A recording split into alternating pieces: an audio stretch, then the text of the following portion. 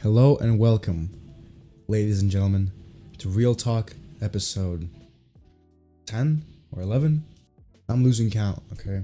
I am pretty sick. Yesterday before going to bed, my temp was at 38.7. That was, not ideal, but here we are. Still feel pretty shit, but gotta get the video out.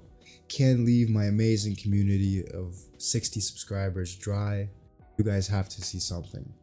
I decided to pan the camera a bit higher so you can see the rooftops and whatever the other buildings. I think it looks pretty cool. Still can't get over this background. I mean, it's not, 10 out of 10, but certainly better than the empty wall we have over there. What are we talking about today? Today's topic is ego, how it kills ambition, how it destroys our life. First and foremost, I'd assume that when we speak about ego or hubris, most of us associate that with excessive pride or excessive arrogance. Which is right, but we also associate it with narcissism.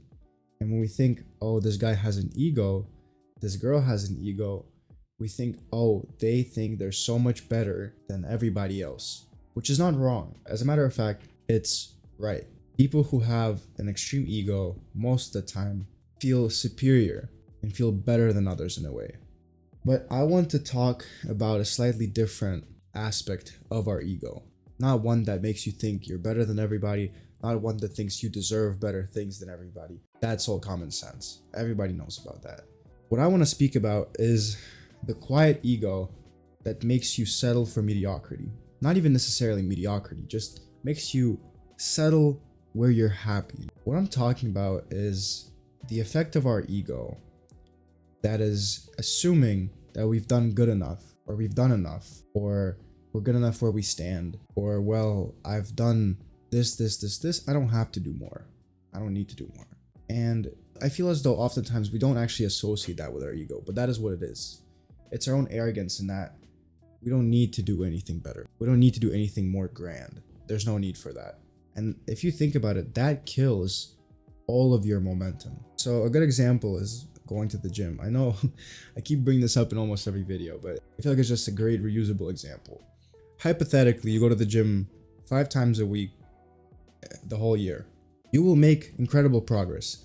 If you do that, you stick to a good diet, you're consistent, whatever the goal may be, build more muscle, you will lose weight, pretty straightforward. Now, after that year, you may start thinking, well, my physique is good enough. I'm big enough. I'm fit enough. I don't need to exercise more. And you stop exercising, or you exercise once a week. And that is the perfect display of our ego in action. We often assume that once we've reached a certain point, we don't have to work anymore, or we don't have to go any further. But 99% of the time, that is entirely false. And that is just stopping your potential for growth. I've had this period myself, even in the gym, where for some reason I thought that I don't need to get any bigger. I have an athletic build. I thought I could play any sport I want. I thought I looked great. And so I stopped exercising as often. I didn't give up on it entirely, but my frequency went down. And I thought, well, if I just go twice a week, I will maintain my physique and I don't have to work any harder. And I think that was a great display of my own ego to myself. Once you start thinking that you've done enough work, you've worked hard enough, you will start settling for less than what you deserve. Now, obviously there's caveats to this. Another example is financial jobs, or for that matter, any jobs that are, that have a competitive space. You are pushed to do more work. And that's why you always hear about investment bankers pulling 80, 90-hour weeks, because well, they're competing against themselves and their previous results, but they're also competing against other people. And if they do better, they make more. So there's incentive for them to work more. And obviously that is slightly different. But if your goal is to make $1 million by the end of the year, but instead you settle at 500,000. I mean, am I gonna blame you for that? No. But there's always room to go higher. From a different perspective, sometimes overdoing it and overcomplicating things is also bad. If you have a startup idea, business idea, if you're doing some assignment, you don't have to perfect it. And there's this common saying, it doesn't have to be perfect, it just has to be good enough.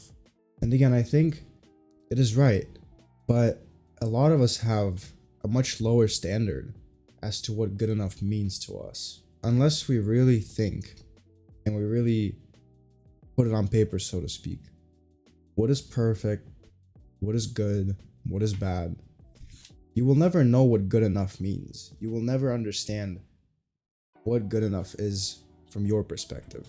That's the main problem.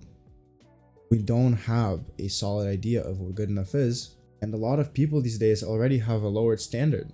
They already have lower standards, both for themselves and the people around them, and so they don't care if good enough is close to perfect or close to bad. I think you get what I'm saying. So don't let your ego get in the way. Don't let your ego stop you from making progress. If you think something you've done is good enough, then sit down and critically analyze whether it is or not, and what is even good enough for you.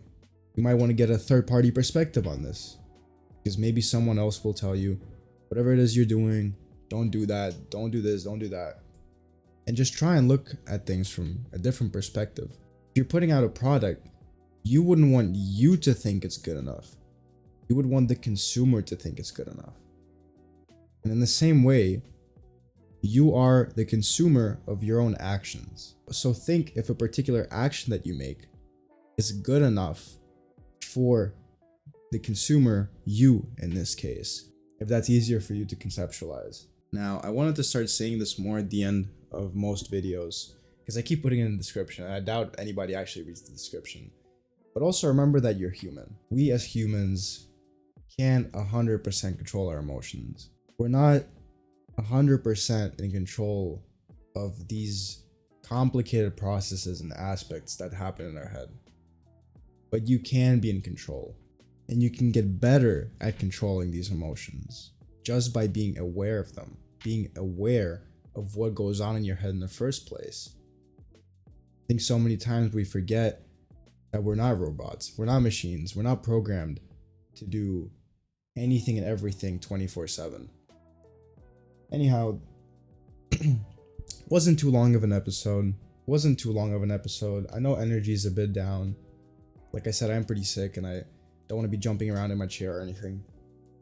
But yeah, see you guys in the next episode of Real Talk on Thursday. Have a blessed day. Have a blessed night wherever you're at. Bye bye.